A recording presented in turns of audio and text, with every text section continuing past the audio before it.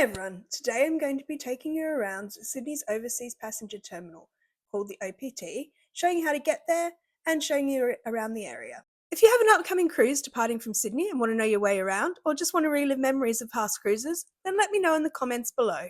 The Overseas Passenger Terminal, OPT, in Sydney is the main cruise terminal for Sydney. Situated at Circular Quay with stunning views of the iconic Sydney Opera House and the Harbour Bridge, it really is one of the most stunning cruise ports in the world.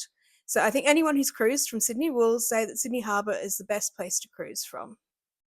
It opened in 1960 and it was updated in the 1980s, and it's Sydney's main cruise terminal. Unfortunately, it only accommodates one ship at a time, so when there is more than one ship in port, the others have to go to White Bay in Balmain, which, whilst not as great as going from OPT, they do get to sail under the Harbour Bridge, which is pretty iconic, so there is a plus to going from White Bay. Unfortunately, it's just a little bit harder to get to because there's no public transport near it. So the larger ships always depart from OPT because they can't fit underneath the bridge, so that's ships like the Carnival ships, Royal Caribbean ships. They can't fit underneath, most of them, to go to White Bay, so they will always go from OPT.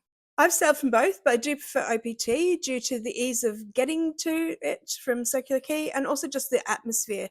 You know, the rocks, Circular Quay area has such a great vibe to it, so I'd much prefer sailing from OPT. So how to get there? So OPT is really easy to get to by public transport. If you're coming by taxi or Uber, then the address is the Overseas Passenger Terminal, 130 Argyle Street, The Rock, Sydney, and they will drop you out just outside the OPT. But it's really easy to get there by public transport. So Circular Quay train station is just a few minutes flat walk from the station, and the Circle Line trains regularly service the station, with T8 trains from the airport taking around about 20 minutes. And they often run direct, or you might have to change at Central, but it's really easy to get there. One note, if you are getting a train from the airport, you must know that the airport has a access fee. It's a private station, and so there's like an extra $20 per person if you are getting the train. So do consider, if there's a few of you, whether it might be cheaper to get a taxi or an Uber rather than each of you paying that access fee at the airport. And remember, it's not recommended to fly in the day of a cruise. Flights can, be delayed all the time, so you don't want to miss the boat, literally. So everyone recommends flying in the day before and staying in Sydney the night before. There are plenty of places either further out that are easily accessible to get into the port the next morning, or around the city and the rocks. As well as trains, the light rail runs right down to Circular Quay, so if you're up the other end of the city, say, you can get the light rail down. If you do happen to live or stay close to a ferry stop, then obviously you can get a ferry over to Circular Quay, which would be a lovely way to arrive and see your ship as you come in. And there are numerous buses that run to Circular Quay, so there's just plenty and plenty of public transport, so it really is a super easy port to get to. Personally, I recommend the TripView app for travel in Sydney, and also Melbourne and Brisbane. It's the best app that I've found. There's a free version of it. It's really good. It helps to find routes between different places and lets you know which is the quickest route as well. So if you're arriving by train to Circular Quay, it's a really easy, nice walk. It's just a beautiful walk. So just take a moment to appreciate the stunning views of your new awaiting home from the station. It really brings the excitement of embarkation day home to you when you get off the train and there's the ship. Okay, so my mic stopped working on the last bit of video, so I'm re-recording the last bit of this. So as you exit the barriers and you turn towards the harbour, you can see the ferry ports. So this is where all the ferries come in. There are boards that tell you which ferry and which wharf to go to. If you've got any time in Sydney, I highly recommend going on a ferry trip, and you can check out my other videos on that in my Sydney playlist.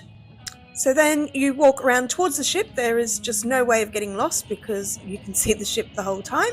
So walk around, it's beautiful, it's a bustling atmosphere, there's street performers as you walk along, and you get to watch the ship as you get closer to it, so it's pretty cool. On your left as you walk around, there is a lovely green space, so if you've got some time to spare, you can just sit there admiring the view. You can see the Opera House and the Harbour Bridge and the ship and everything from there. And this is also where the Museum of Contemporary Art, the MCA, is, and I highly recommend that. I have done a video on that as well. That should be coming out very shortly. So as you near the ship, you'll see the OPT in front of you. So bag drop is on the right and check-in on the left. So you drop your bags off. You need to have a luggage tag with your baggage tag on it that shows where you know what cabin you're in, so that they know where to deliver your luggage to. If you don't have one, there will be people that can help you print one off, but really highly recommend that you print that and your ticket off before you go. So if you're there early, you can drop your bags off and then you can go and enjoy everything around the Rocks, Circular Quay, the Opera House, Botanic Gardens, MCA, all those things around there. If you're there on the weekend, there's markets at the Rocks as well, which is really good. So once inside the terminal, there'll be people there that will direct you. So it does depend if you're on a domestic or a international cruise, whether you have to go through passport control where you go to.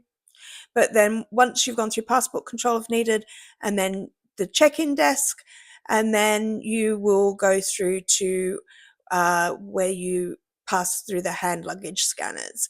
So this is the one bit where there can be a bit of congestion while you're waiting to go through the scanners. Make sure you have like any of your drinks that you're allowed to bring on board ready to be shown, and make sure you have your drink bottles empty. It's a big tip. Make sure you've emptied your drink bottle before you get to this point. So I usually empty mine just as I walk around on the grass area, like on some of the plants that are planted alongside the quay as you walk around. So yeah, because you're not allowed to take water in your bottle on, because they think you might be sneaking alcohol on. So just do that. And then as soon as you get through the hand luggage check, then you walk straight onto the covered walkway that takes you onto the ship. So you're right there, you're on the ship, and holiday time starts now. So I hope you found this video interesting and useful, and if you did, please like and subscribe. It really helps my channel grow. And keep watching for a lot more cruise content, because I'm just about to go on a transpacific cruise, so 29 nights, so there'll be lots of videos from that one. Thanks, see you next time.